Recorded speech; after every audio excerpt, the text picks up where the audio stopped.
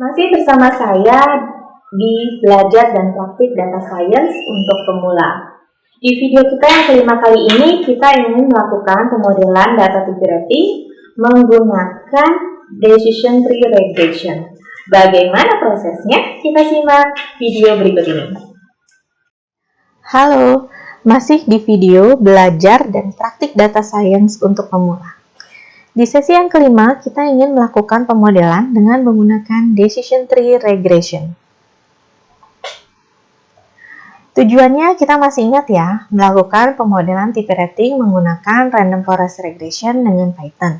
Tapi sebelum itu, kita mau tahu dulu bagaimana melakukan pemodelan dengan menggunakan Decision Tree. Variabel apa saja yang terlibat?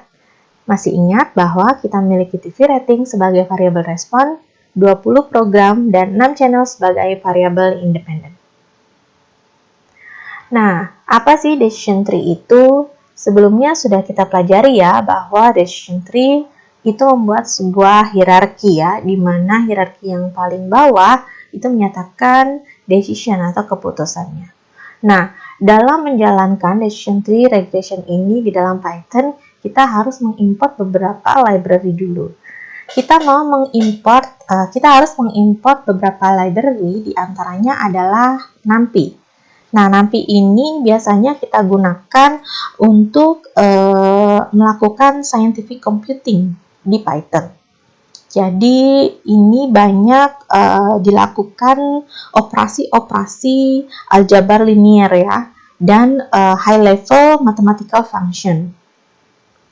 Misalkan saja kita bisa mengenerate juga pseudo-random generator dengan menggunakan NumPy ini. Kemudian kita mengimpor Panda. Panda ini kita gunakan banyak untuk menganalisis data ya, atau juga membaca data. Misalkan membaca data CSV. Kebetulan format data yang saya gunakan di sini adalah format data CSV. Kemudian tentu saja kita harus mengimport decision tree regressor. Ini adalah contoh dari decision tree, dan ini juga contoh dari decision tree bagaimana cara dia membuat hierarki. Ini adalah contoh decision tree dengan kedalaman 2 ya, jadi depth-nya adalah 2. Tapi kalau ini adalah contoh decision tree dengan depth yang lebih dalam, yaitu 4. Semakin banyak depth yang dibentuk oleh decision tree, maka akan semakin kompleks ya decision tree yang dibuat atau yang dihasilkan. Nah, kita akan langsung saja mentrain model yang sudah kita punya, yaitu decision tree, dengan menggunakan data training yang sudah kita split sebelumnya ya. Jadi ini adalah kode Python yang saya buat. Saya import terlebih dahulu decision tree regressor, kemudian saya set seed-nya. Ini untuk menghasilkan hasil nilai random yang sama sewaktu saya panggil hasil dari decision tree saya.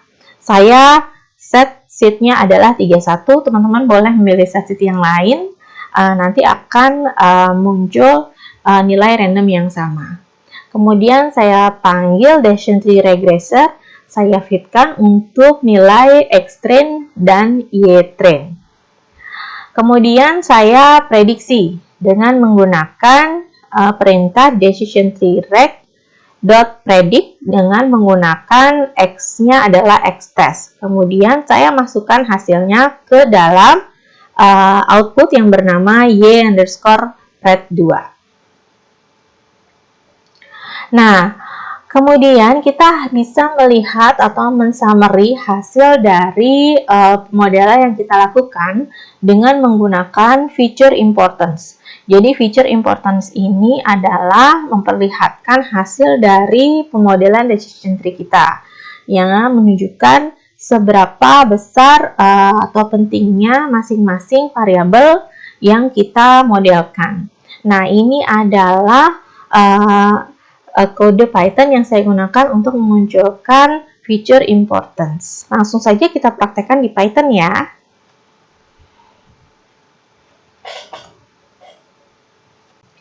Ini adalah feature importance yang ada di Python. Langsung saya jalankan feature importance ini.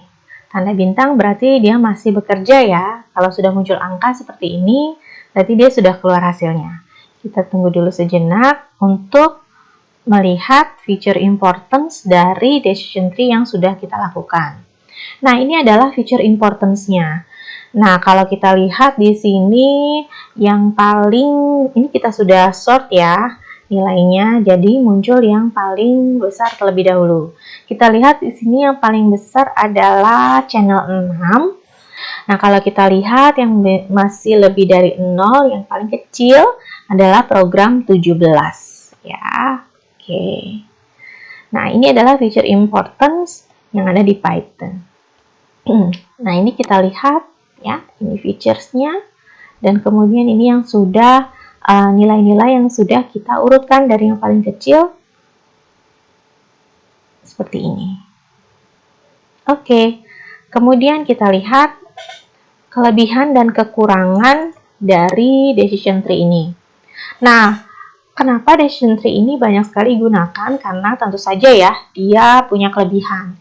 Di antaranya adalah model ini mudah sekali untuk divisualisasi ya, terutama untuk decision tree dengan smaller tree atau yang depth-nya tidak terlalu banyak.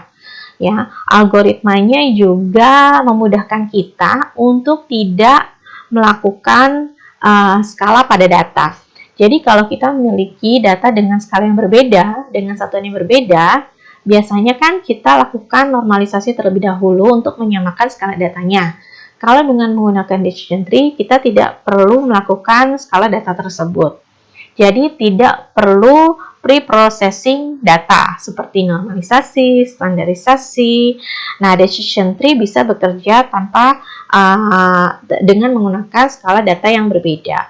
Kemudian decision tree ini bekerja dengan baik untuk skala yang berbeda tadi, terutama data yang campuran antara data biner dan data yang continue, data yang kategorik maupun data yang continue. Nah, tentu saja decision tree ini memiliki kekurangan ya. Kekurangan yang paling utama dari decision tree adalah overfitting. Jadi dia terlalu fit kepada data, bahkan hasil prediksinya sama dengan data itu sendiri. Ini namanya adalah overfit. Nah, sebenarnya yang kita lakukan sebelumnya decision tree regression itu adalah kita menggunakan default parameter dari Python. Nah, untuk mencegah overfit dari decision tree ini sebenarnya kita bisa men-set parameter. Contohnya adalah maksimum depth-nya kita definisikan, maksimum leaf node-nya atau minimum sample leaf-nya kita definisikan untuk mencegah overfitting pada decision tree. Jadi, kalau depth-nya tidak terlalu dalam, bisa mencegah overfitting ya. Itu yang kita sebut dengan mendefinisikan pre-pruning parameter ini.